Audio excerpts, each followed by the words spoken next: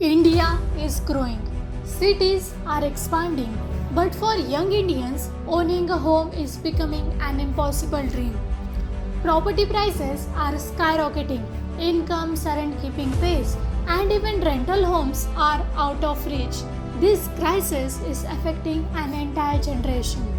Housing in India once reflected our culture, climate, and community living.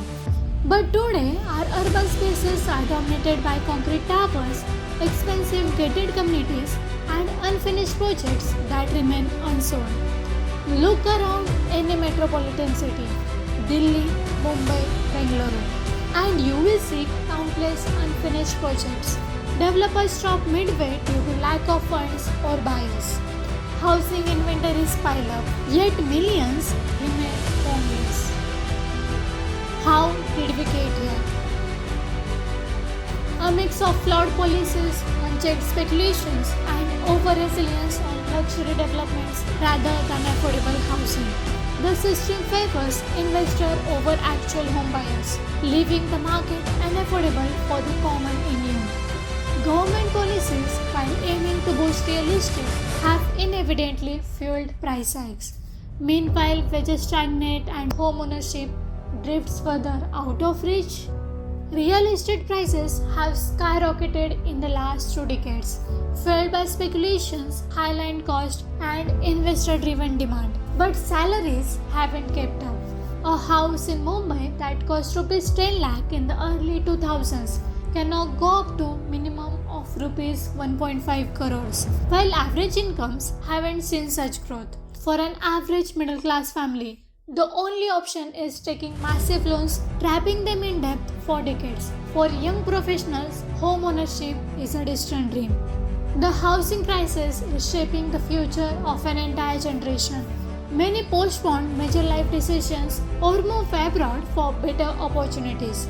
Those who stay are stuck renting in cramped spaces far from city centers, increasing their commute times and lowering their quality of life.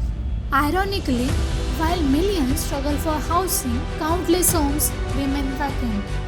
Investors buy them as assets and not for living.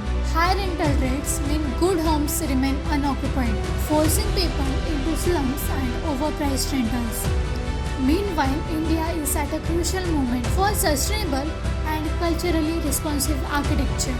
But large-scale, profit-driven construction ignores our climate, culture, and affordability. We need to rethink housing. We need affordable, climate-conscious homes, more public-private partnerships, policies that encourage renting rather than hoarding, and a push for indigenous architecture that balances cost and comfort. If we don't address this crisis, Indian cities will continue to expand unsustainably. More slums, more unfinished projects, a generation unable to own homes or even rent affordably. Shelter is a fundamental right, and it's time we treat it that way. The question isn't whether India can solve its housing crisis, it's whether we choose to. Let's rethink the way we build, the way we live, and make housing truly accessible for all. Let me know your thoughts in the comments below. Don't forget to like, share, and subscribe, and see you in the next one.